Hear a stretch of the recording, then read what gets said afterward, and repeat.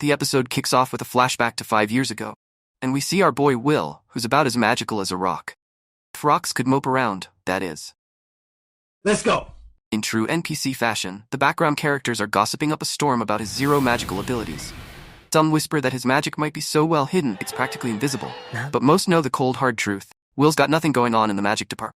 They speculate that he's just there as bait to attract Elfaria, the youngest magical prodigy, who already made it to the top as a magicless, leaving Will in the dust.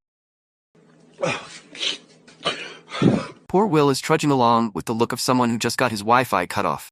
He's on his way to the principal's office to basically pack his bags and leave school for good. But the magical gods had other plans. In the office, Professor Werkner is standing awkwardly between Will and Cauldron. Principal is about to serve up a major plot twist. Professor Werkner, in a move that screams, "I'm not sure this is allowed," pulls out a sword made of some kind of special metal that can slice through magic, slicing through pizza. She hands it over to Will, who suddenly goes from zero to hero in the blink of an eye. With a quick slash, he cuts through all the fancy magic Cauldron throws his way, Good job! leaving Werkner so flabbergasted that he looks like he might pass out. Meanwhile, Cauldron is absolutely delighted. Kid who just found the last slice of cake. Cauldron decides Will's not going anywhere. He's staying in the academy. Werkner, still processing the fact that a non-magical guy just destroyed a magic spell, is losing his mind. Wait, are you sure this guy isn't just a walking magic fail? Cauldron's too excited to care about technicalities. Will, bless his hopeful heart, interrupts to ask the real question. So, if I stay, does this mean I can finally climb the tower and be with Elfaria? Dude's head is all hard eyes, dreaming of the top where his magical crush lives. Cauldron gives him one of those mysterious anime mentor vibes and tells him, if you're willing to work for it, anything's possible. Fast forward to the present, and Will's back in class, sniffing chocolate like it's giving him magical energy. He's sitting through one of Professor Werkner's riveting lectures on ascending the tower. You know, the one thing Will's hanging his entire life on. Only the top dogs make it to the tower, and becoming a magicless is basically the magical world's version of winning an Oscar. There are two ways to do it. Either invent some brand new type of magic that blows everyone's minds, or rack up a ridiculous 72,000 credits. Werkner, ever the motivational speaker, casually informs the class that their chances of ascending the tower are about as likely as finding a unicorn. Most mages go the new magic route, while only a handful can actually earn enough credits. His students, they're already sobbing at the thought of more supplementary classes. Will, on the other hand, looks like he's about to ascend straight into the afterlife, given how much extra work's been dumped on him. After class, Will is basically done with life.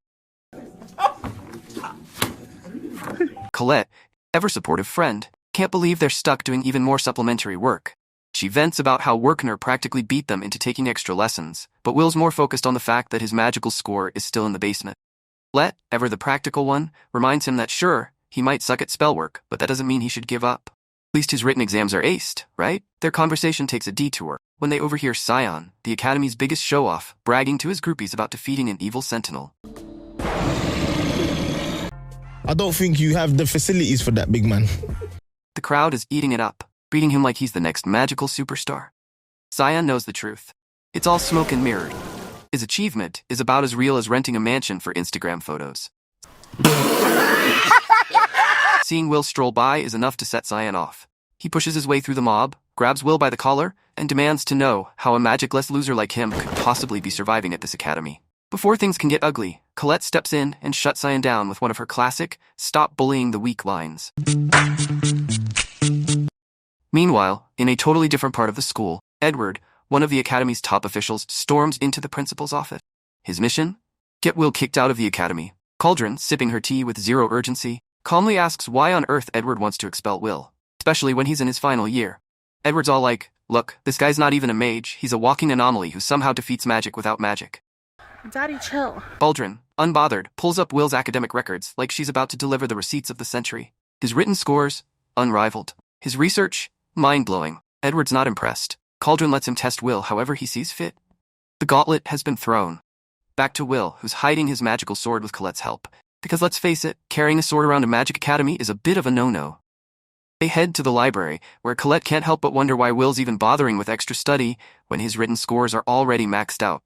Will hits her with a heartfelt, I just want to make sure I don't lose any credit. Though it's clear he's quoting Werkner's never give up philosophy. Colette rolls her eyes, but there's a smile behind it. Things take a sudden turn when Edward shows up, interrupting their peaceful library session like a strict teacher catching students playing hooky. He orders Will to the spell training room for a one-on-one lesson, which is less about learning and more about survival. Daddy, chill. Edward's terms? Will has to land one hit on him.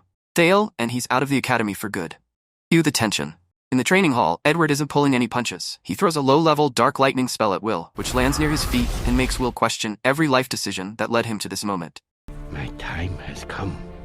Will, in a desperate move, rushes in to kick Edward, only to be bounced back by a magic shield like a bug hitting a windshield. Edward mocks him, firing spell after spell until Will's coughing up blood and barely holding it together. Edward's enjoying this way too much, casting an overwhelming barrage of dark flames that look like the final boss level. Meanwhile, Colette, who's casually organizing her locker like it's just another Tuesday, gets a visit from Kiki, fellow student who warns her that Will's in serious danger. She grabs the sword, racing to the training hall just in time to see Will get blasted by Edward's attack. Just when it seems all hope is lost, Will gets back up, driven by sheer determination and his promise to Elfaria. Grabs the sword from Colette, cuts through Edward's magic, and in a last-ditch effort, uses the smoke from Edward's attack to land a sneaky hit. The impossible happens. Will breaks Edward's shield and strikes him down. Edward, for once, is speechless. He awards Will the 5 spell credits he promised and walks off, a sore loser. Aldrin? She's laughing her lungs out, utterly impressed by Will's determination and willpower. And that's a wrap on this epic chapter. Stay connected, and find out Will's journey in this magical world with endless recaps.